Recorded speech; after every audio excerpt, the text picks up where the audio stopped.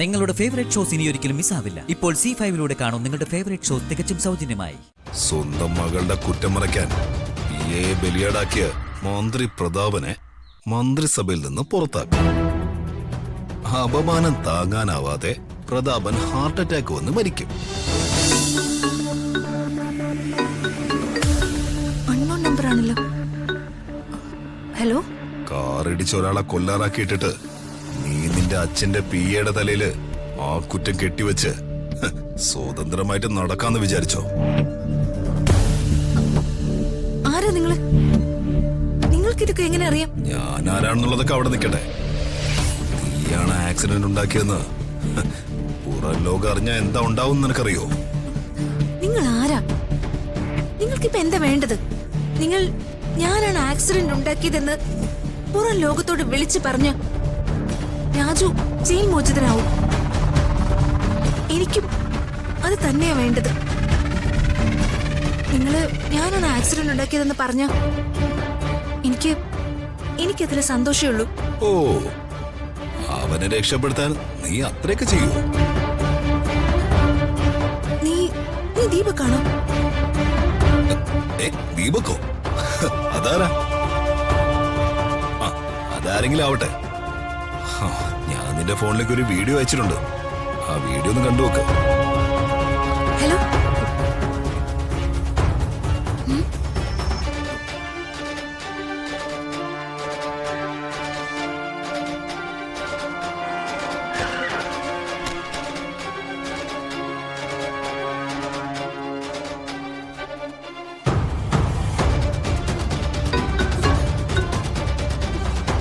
Hello, നിങ്ങൾ ആരാ? ഈ വീഡിയോ സോഷ്യൽ മീഡിയയിൽ വൈറലാണ്.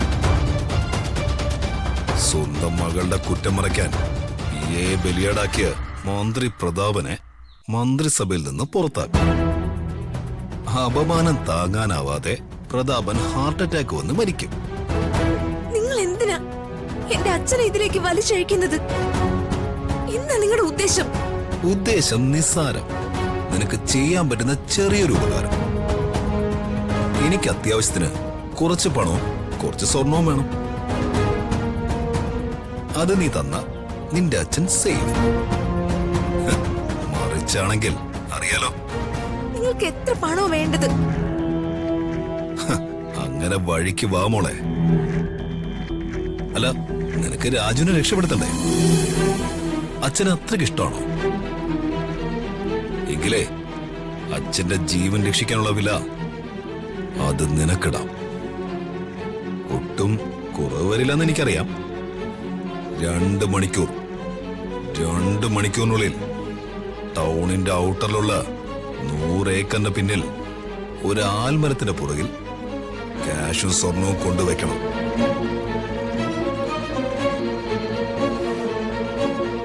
ഹലോ, ഹലോ, എന്താ ഋതിക? എന്താ പ്രശ്നം? പറയാം.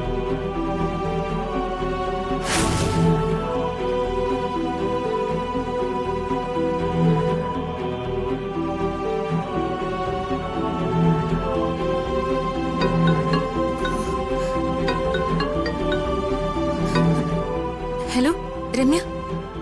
ആ, ഋതു എന്തായി? അവിടെ എത്തിയോ? ഞാനിപ്പോ വീട്ടിലെത്തിയതേ ഉള്ളൂ. സ്വർണം പണമൊക്കെ എടുത്തോ?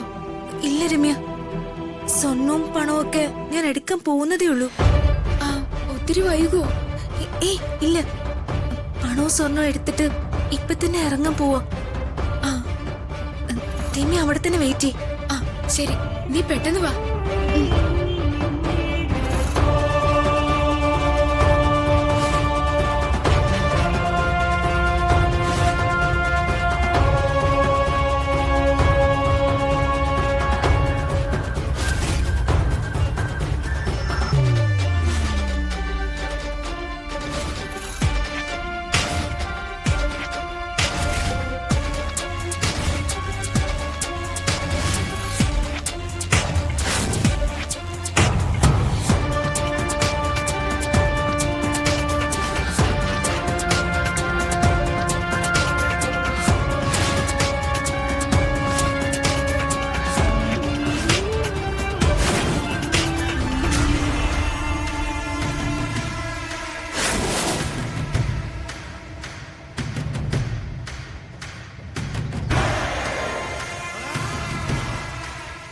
മതിലിന്റെ ചുവട്ടിൽ ഒരു മറവിൽ ബാഗ് ഒളിപ്പിച്ച് വെക്കാനാ അയാൾ പറഞ്ഞത്.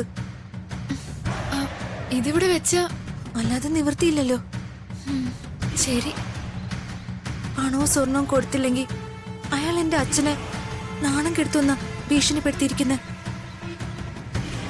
ഞാൻ കാരണം അച്ഛന് ഒന്നും സംഭവിക്കാൻ പാടില്ല. ഇങ്ങനെയുള്ളവന്മാരെ അച്ഛനോട് പറഞ്ഞ് പോലീസിനെ കൊണ്ട് പിടിപ്പിക്കുകയായിരുന്നു വേണ്ടത്. വേണ്ട വേണ്ട, കൂടുതൽ പ്രശ്നങ്ങൾ ഉണ്ടാക്കാൻ നിൽക്കണ്ട. പോട്ടെ, ഈ പണവും സ്വർണവും എല്ലാം പൊയ്ക്കോട്ടെ. ഇത് നഷ്ടപ്പെട്ടാലും മനസ്സമാധാനം ഉണ്ടാവുമല്ലോ. മനസ്സമാധാനം അല്ലേ വലുത്. ഞാനിത് ഇവിടെ വയ്ക്കാൻ പോവാ.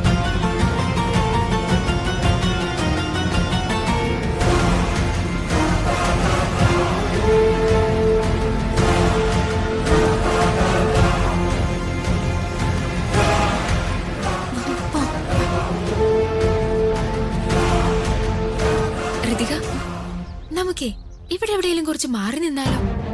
എന്തിന് എന്തിനു മറഞ്ഞു നിൽക്കണം? ഏതായാലും ഈ സ്വർണം പണം എടുക്കാൻ നിന്നെ ഭീഷണിപ്പെടുത്തിയ ആള് ഇവിടെ വരും. മറഞ്ഞു നിന്നാലേ നമുക്ക് അയാള് വരുന്നതും പണവും പൊന്നും എടുത്തോണ്ട് പോകുന്നതും നമുക്ക് കാണാലോ. അന്നേരം ആരാണ് വില്ലനെന്നേ നമുക്കറിയാലോ. അതറിയാതെ പോകുന്നത് മണ്ടത്തരല്ലേ? അല്ല, അയാളെ കാണുമെന്ന് ഋതികയ്ക്ക് തോന്നില്ലേ? വേണം. അയാൾ ആരാണെന്ന് എനിക്കറിയണം. എങ്കിലേ വാ, നമുക്കേ അവിടെ പറഞ്ഞേക്കാം. വാ.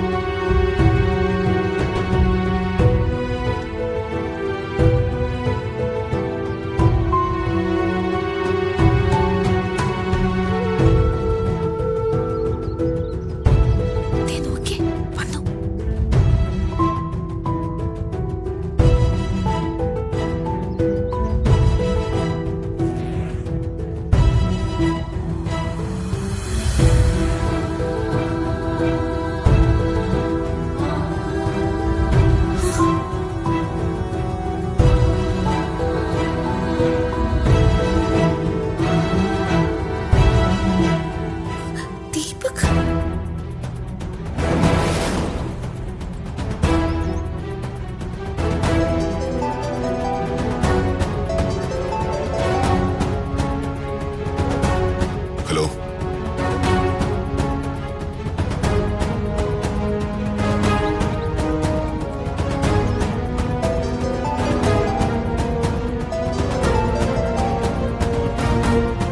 ഹലോ സർ, YMR കമ്പനിയിലേക്ക് അയക്കേണ്ട പ്രപ്പോസലിന്റെ ഡ്രാഫ്റ്റ് കിട്ടിയോ സർ? ഞാനിവിടെ എല്ലാം തിരഞ്ഞു, അത് കിട്ടിയില്ല. രാജു അത് ഡ്രാഫ്റ്റ് ചെയ്തത്. അത് എവിടെയാ വച്ചിരിക്കുന്നതെന്ന് രാജുവിനെ അറിയൂ? രാജുവിനെ വിളിച്ചിട്ട് കിട്ടുന്നില്ലല്ലോ സർ. അയാളെ ഇപ്പൊ കിട്ടില്ല. ആ പ്രപ്പോസൽ ഇന്ന് തന്നെ അയക്കേണ്ടതാ. എന്ത് ചെയ്യും സർ? എനിക്കൊന്നും അറിയില്ല. എന്താ പ്രഥമ? ഡൗൺലോഡ് ചെയ്യൂ C5 ആപ്പ്. കാണൂ എല്ലാ എപ്പിസോഡുകളും സൗജന്യമായി.